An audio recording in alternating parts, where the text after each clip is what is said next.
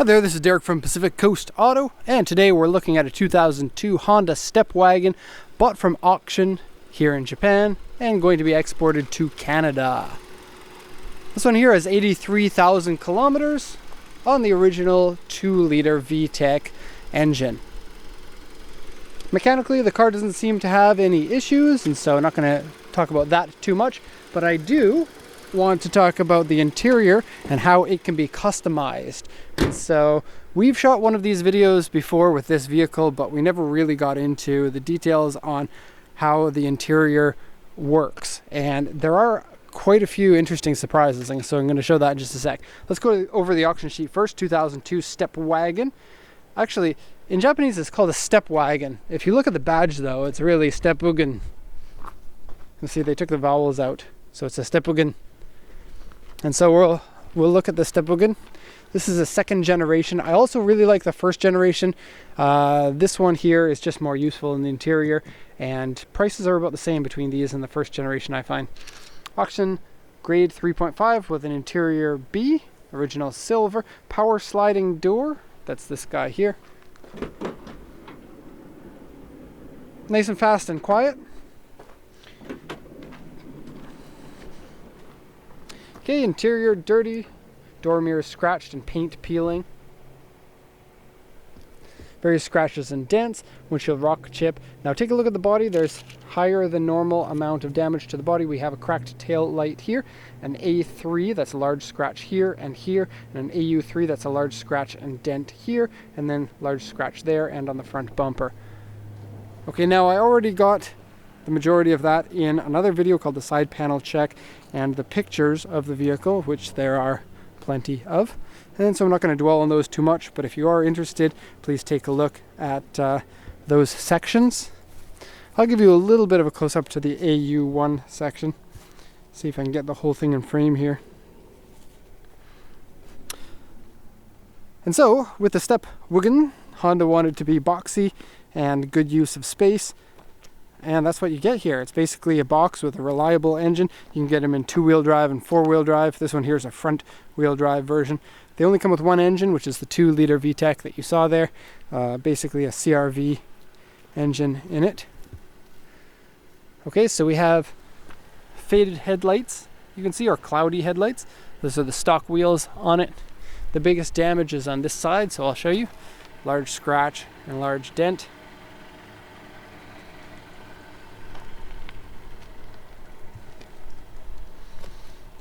Okay, I would grade the body on this one probably a 6 out of 10.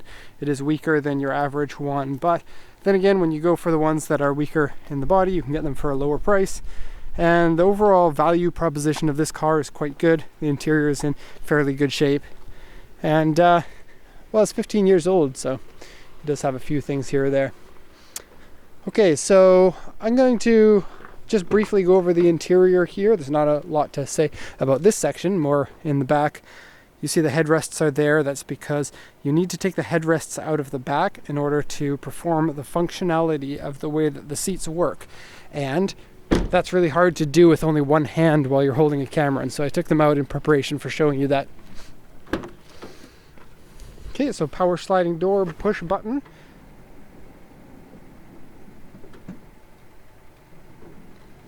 Okay, and some of you guys know that I drive a Honda minivan. I have to say that this one's way more useful than the one that we got, even though the one that we got is a more expensive model.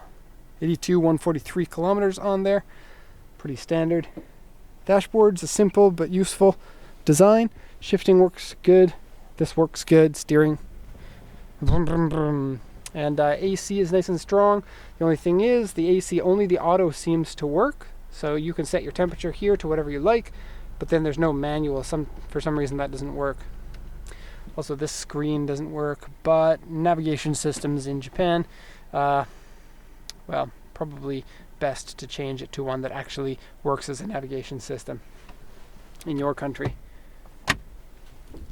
Okay, cigarette lighter here hasn't been used, so that's lucky. Cup holder's missing a bracket, and that bracket is in here, and I don't think that you could attach it again.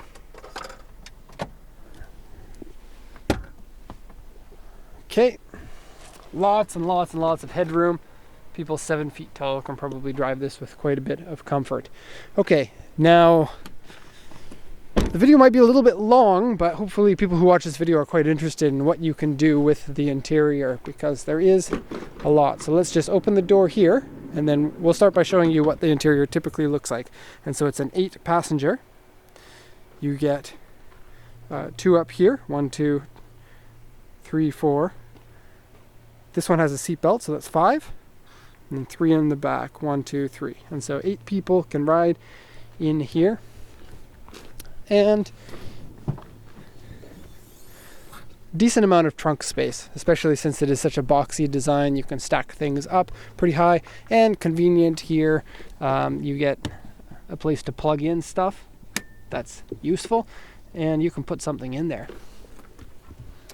No carpet in the back, but you do get this soft 99. Cool. Okay, so the standard functionality of the interior seats is pretty good. These ones here can slide forward and backward, which is good. A lot of third rows can't do that. So, whee, I can slide. I'm just going to put them in the 1-click forward position. Okay, and then I'm going to yank this guy here and push with my head down. Okay. It's a little bit hard to do it one-handed, but we're going to see what we can do here. And so I just put those for future. Now take a look at this right here. Turn these, and just like the Honda CR-V, you've got a fold-out table and some legs to go along with it. Then you open this, and it has all of the stuff that you need in order to make that table work for you. So very cool that you get a little extra table. It might actually be the same design as the CR-V. Okay, now this one can go forward and backward as well. And so you just hold here, forward and backward. Pretty standard stuff so far. Okay, I'm going to fold this one flat and move it forward. And then get out and show you your new bed. And if you need more bed, then you can go like this. Here's your nightstand. And if you're large or have lots of friends or kids, you can flip this one down, and then king size bed. All right, but we're going to put this one away now. 2 hands, I'm cheating here.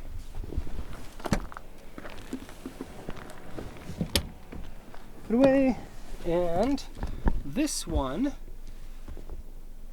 push this down just a touch more. There we go. And there's another handle underneath this section here.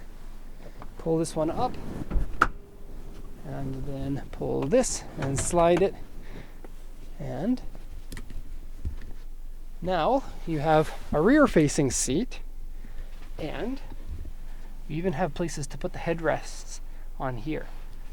So you can look at people sleeping there, or you can flip that up and you can have a kicking fight, or whatever you want to do. Okay, so let's put this one back in position. Have to be strong in order to do that, or have 2 hands. Camera down and cheating again.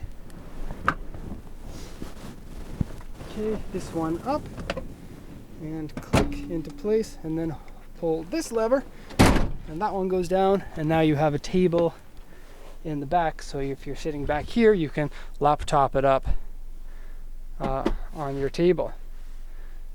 And so that's the same tabletop as the table you can take out, and so easy to clean, or easy to remove it from the vehicle if you need to clean it. Now I'm going to show you what surprised me, because until today I didn't even know that this was an option. And so these front seats, you flip this one forward, and then you move the seat in the full back position, and then there's a little handle right here. pull the handle, and the seat rotates 180 degrees there. And the passenger seat can also do it. And so we're going to do that now.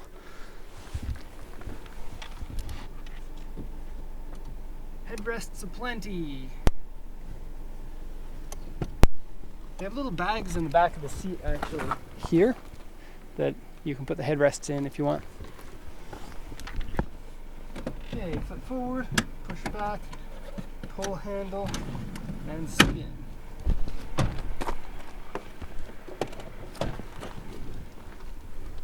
And so now you can eat your picnic lunch when you went out on a rainy day with the people behind you. Or maybe you don't have any friends, and so these seats back here are useless. And so what you can do is pull this yellow one down here, and they go up.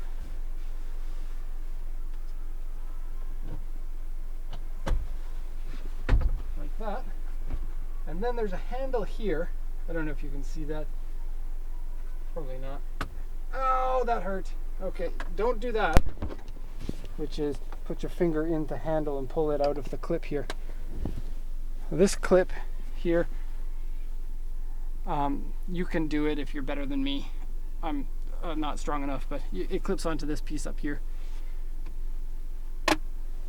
Oh, I know how that works. Okay. Put that on, the seat needs to move forward a bit. Check this out. Video input. So you can play your Super Famicom back here with the monitor up there that doesn't work.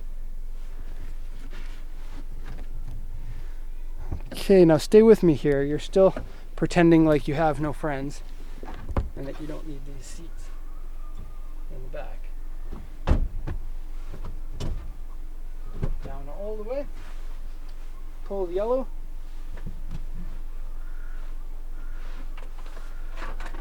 Up it goes, and clip it on.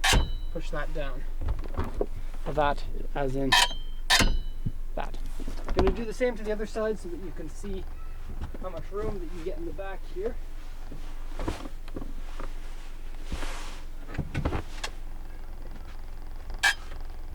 Compared to a seat that you have to remove, these ones are pretty useful. The seats are typically really heavy in vehicles that you can remove the third row seat, and a big pain in the butt to get in and out, but there you go. And so enough room there to store a huge bag of whatever you want to put in the back. So probably one of the most useful interiors of any vehicle, and hopefully sending these vehicles to Canada helps bring back the minivan, because here in Japan the minivan is king. They are everywhere and people love them because they're so useful. But for some reason in the US and Canada, people are like, nah, I don't want a minivan, that's going to be so stupid, I'm going to be a minivan dad. And speaking from somebody who's already been converted, minivans can be pretty awesome. So hope you like this video. Sorry it was a little bit longer, but I think it's got some content in there that some people are going to find valuable. So thanks a lot for watching, and have a nice day.